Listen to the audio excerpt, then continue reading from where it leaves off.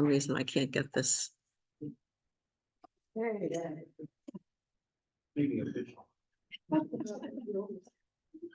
I'm on it, but it's not. We see you, Eileen. No, Okay. it's the click. They're not seeing you. There we go. Sorry. I don't know why it didn't work for me. It worked for Anne. She has magic in her fingertips. So one of my very favorite New York Times columnists, writers, is David French. And while I always agree with Jamil Bowie and this Nicholas Kristof, and I always disagree with Ross Douthat, I don't know how you say his last name, because I don't think he understands history. David French always makes me think whether I agree with him or not. So last Monday, French wrote about the pitfalls with DEI, diversity, equity, and inclusion programs. And while he totally acknowledged terrible historical realities that made such programs necessary to ameliorate and eliminate the worst prejudices and exclusions of the past, he pointed out that the implementers of those programs should not ever mimic the behavior of those who practice the original exclusion, which is absolutely positively true. Exclusion is always bad. However, his solution was to do away with DEI. And I disagree. I think you just fix it rather than just throwing it out. So I think that last week's gospel and this week's gospel are prime examples of why DEI is not only needed, but also required in the field of theology or religion, where for too long, authority has been restricted to the very narrow parameters of ordained male and usually white authority. And the exclusion of other voices has led to terrible abuses with disastrous consequences. Reading these gospels that are chosen specifically by churchmen to prove the company line every year have made generations of people not only think, but firmly believe that only men are called to be apostles and therefore to the priesthood.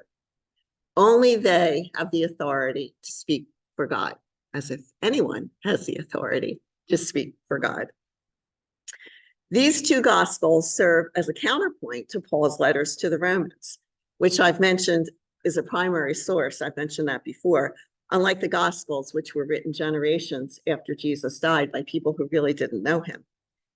And Paul personally knew, and very clearly, if you heard what Tina read, and she read that slowly so we could hear what he said, he clearly knew and clearly respected women apostles and heads of churches, and mentioned them not only in Romans, but in others of his authentic letters. Junia, along with Andronicus, as our first reading says, were outstanding among the apostles.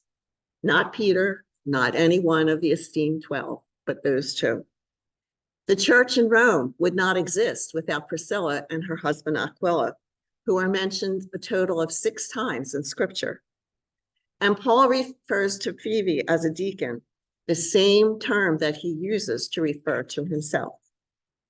None of the readings with women apostles or deacons or heads of house churches are ever included in the traditional Catholic lectionary, so the church can maintain the fiction that Jesus called only men from the very beginning to be leaders.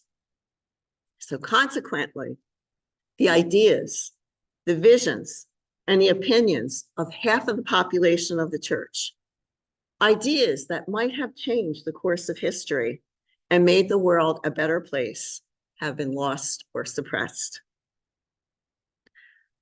Not only have the voices of women been silenced by the powers, but so have the voices of peace.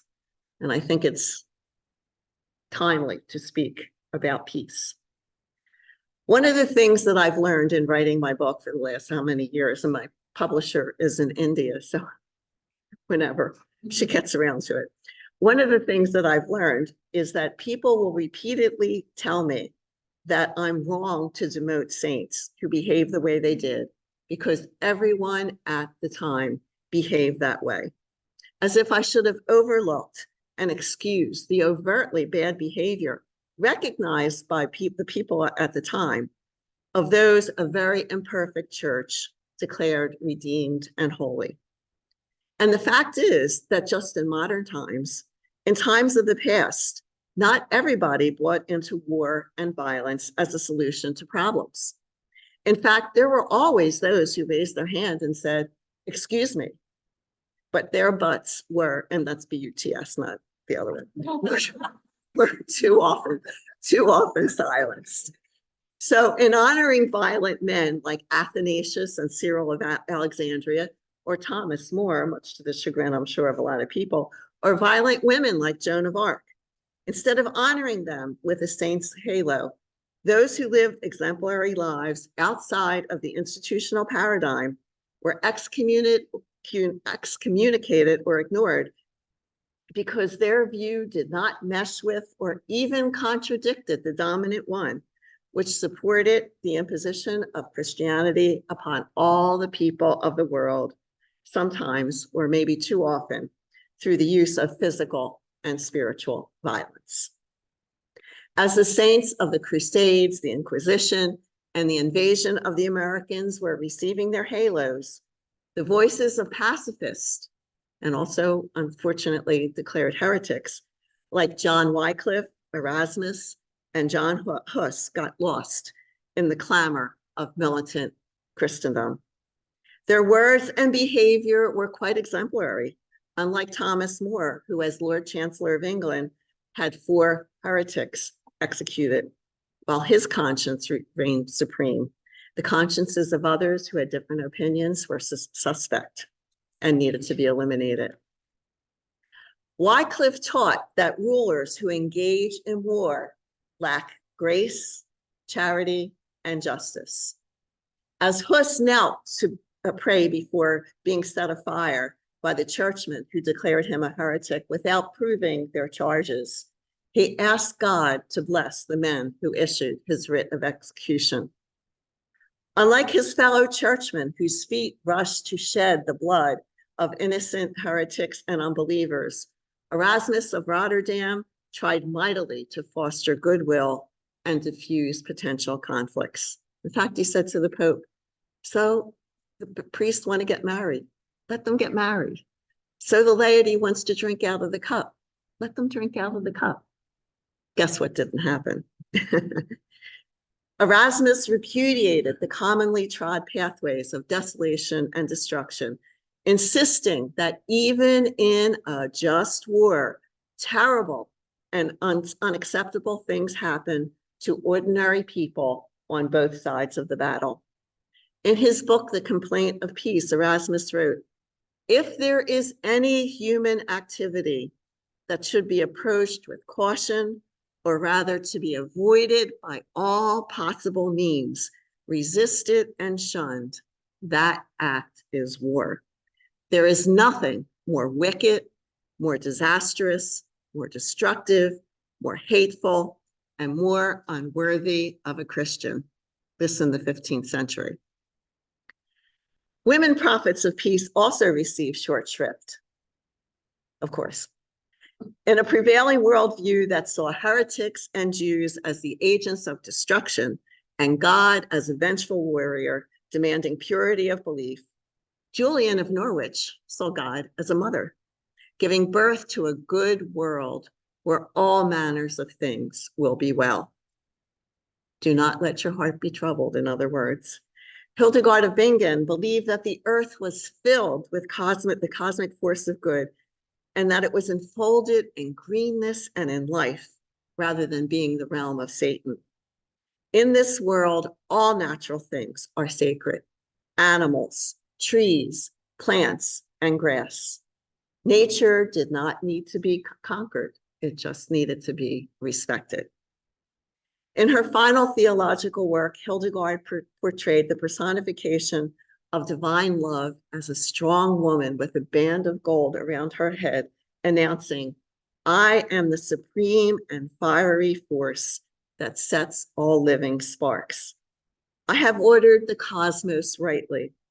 I am the fiery life and the divine essence. I blaze above the beauty of the fields. I shine in the waters. I burn with the sun, the moon, and the stars.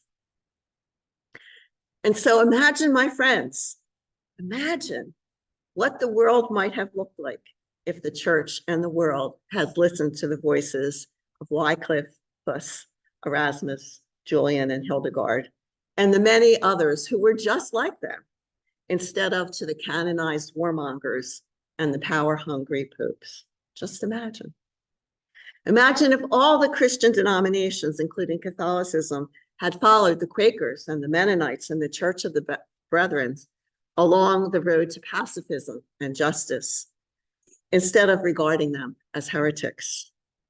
Imagine if all the churches declared war a grave sin. The good news, because there's always good news, although I think Hildegard, I think all those people were good news. The good news is, as Carol said last week, that God continually sends prophets of all kinds, many of whom challenge the powers that try to quash challenges to their authority. While they might not ever acquire a halo and they might even lose their lives, these prophets insist that a diversity of opinion, the equality of all people before God, and the inclusion of contrary voices should be welcomed rather than condemned. And despite mistakes and missteps, prophets have always stood upon the arc of the moral universe described by Dr. King, and they have done their best to make it bend towards justice, pointing out that there always have been and always will be different ways of existing in the world. In fact, sociologists David Graeber and David Wengrow just wrote 2 years ago, they wrote that the historical progression from primitive to modern and barbarism to peace is a myth. And all sorts of egalitarian and peaceful societies have existed over the course of time that have listened to dissenting voices instead of using violence to enforce unity. And so there are many voices that we still need to hear, even if they raise uncomfortable issues and perhaps seem strident or maybe even annoying at times. Because with so much at stake, there needs to be a better way to solve problems than the way we're solving them now. And to quote the Beatles, I think I'm on a Beatles streak. To quote the Beatles, we can work it out if we give peace a chance.